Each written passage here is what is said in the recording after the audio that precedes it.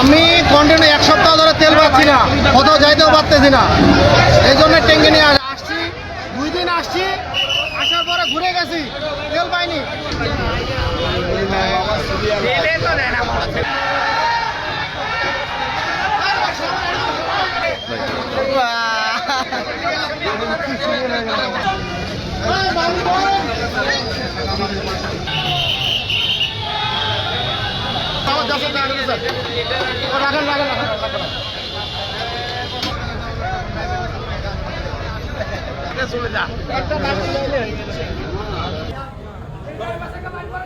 আমি বিয়ে করতে যাচ্ছি, তেল নেই, এখন তেলের জন্য ওয়েট করতেছি। এই জায়গায় তেল দেবে, তারপরে এই জায়গাতে আমরা যাবো।